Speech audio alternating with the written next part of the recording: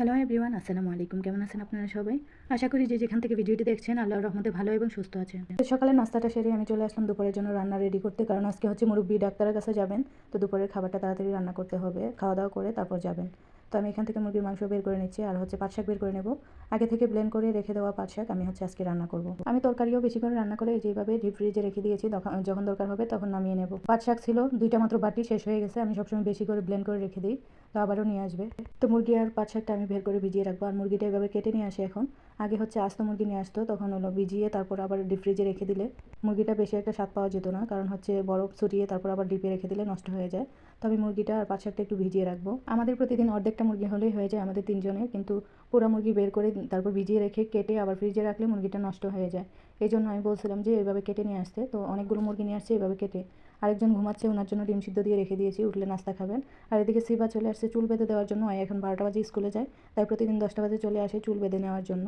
তো চুলটা আমি বেঁধে দিয়ে আবার চলে আসলাম রান্না করতে। রান্নাটা আজকে তাড়াতাড়ি করতে হবে। তো আমি মুরগির মাংসটাকে ভালো করে ধুয়ে নিয়েছি, আর হচ্ছে এখানে পেঁয়াজ, রসুন, ক্যাপসিকাম, কাঁচামরিচ, এলাচি, লং, দারুচিনি আর একটু মশলা দিয়ে, একটা ম্যাগি মশলা দিয়ে মুরগিটা সিদ্ধ করে নেব। পাট শাক রান্না করলে এভাবে যখন মুরগির মাংসের যে পানিটা থাকে ওইটা দিয়ে রান্না করলে অনেক মজা হয়। তার জন্য মুরগিটা আমি আগেই সিদ্ধ দিয়ে দিয়েছি, আর এখানে চালগুলো আমি আগে ধুয়ে রাখবো। আমরা 3জন মানুষের জন্য আগে 3 পট চাল রান্না করতাম এই ছোটো পটটা দিয়ে, কিন্তু এখন আর 3 পট রান্না করি না। আমি হচ্ছে 2 পট আর আরেক পটের একটু কম আমি রান্নাটা করি, কারণ আমি দুপুরে ভাত একটু কমই খাই।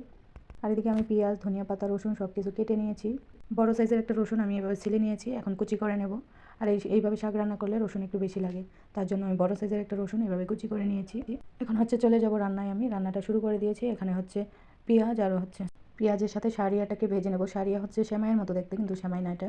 এটা হচ্ছে এভাবে রান্না করলে ভাতটা অনেক মজা হয়, আর পাট শাক দিয়ে খেতে অনেক ভালো লাগে। তো ভাতটা আমি আগে রান্না করে নেব, তারপর হচ্ছে পাট শাকটা রান্না করব। তো আমি এভাবে মানে পেঁয়াজ আর সারিয়া ভেজে তারপর চালটা দিয়ে কিছুক্ষণ ভেজে নেব।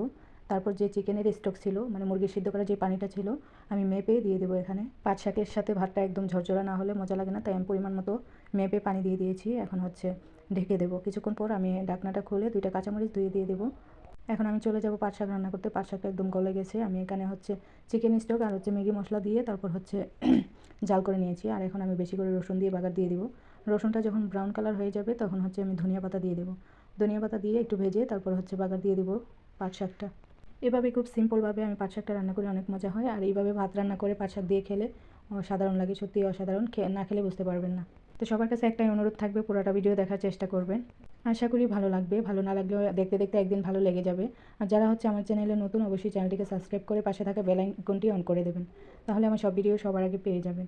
ভাতের পানিটা শুকিয়ে গেছে, এখন আমি ডিম করে দেবো, তাহলে ঝরঝরা হয়ে যাবে একদম ভাতটা। আর এদিকে হচ্ছে আমি মুরগির মাংসটাকে ওভেনে দিয়ে দিয়েছিলাম একটু কালারটা চেঞ্জ হওয়ার জন্য। এখন মুরগির মাংসটা আমি হচ্ছে ভাতের উপর দিয়ে তারপর ঢেকে রেখে দেবো, তাহলে আর শক্ত হবে না, মুরগিটা একদম নরম হয়ে থাকবে। আর এদিকে আমি হচ্ছে কিছু ক্যাবেজ ধুয়ে নিয়েছি, এগুলো হচ্ছে ভাতের সাথে খাওয়ার জন্য। আর নামের একটা কাঁচামরিচ নিলাম। এই কাঁচামরিচ প্রতিদিন একটা করে নিই, কিন্তু অর্ধেকের কমও খেতে পারি না, ভয় লাগে। আর হচ্ছে একটা লেবু কেটে নিলাম আমরা 3জনের জন্য। তো খাবারটা রেডি। তো অনেক আগে আমার রান্নাটা শেষ হয়ে গেছে, তাই এখন আমি বসে বসে একটা জিরার চা খাবো। তো এই চাটা খেলে কী হবে, আমার খিদাটা কমে যাবে, তাহলে আমি দুপুরে ভাত একটু কম খেতে পারবো। তাই আমি দুপুরে খাওয়ার আগ মুহূর্তে আমি বসে বসে চা খেয়ে নিলাম। আর এখন হচ্ছে দুপুর, এই যে ভাতগুলো নিয়েছি দেখেন, অল্প পরিমাণের ভাত নিয়েছি, আর নেব না। তো পাট শাক দিয়ে এখন হচ্ছে আমি খাওয়া দাওয়া করবো। খাবারটা সত্যিই অনেক মজার হয়েছিল। জানি না আপনাদের কাছে কেমন লাগছে, ভিডিওটি কেমন লাগছে অবশ্যই কমেন্ট করে জানাবেন। আর আপনারা চাইলে, বাংলাদেশে পাট শাক অ্যাভেলেবেল আছে, তো আপনারা চাইলে এইভাবে পাট শাক রান্না করে ট্রাই করতে পারেন। করে অবশ্যই আমাকে কমেন্ট করে জানাবেন। তো আমি খাওয়া দাওয়া করছি, আপনারা ভালো থাকবেন, সুস্থ থাকবেন। আর আমার ভিডিওটি দেখার জন্য আপনাদেরকে অসংখ্য ধন্যবাদ। আল্লাহ হাফেজ।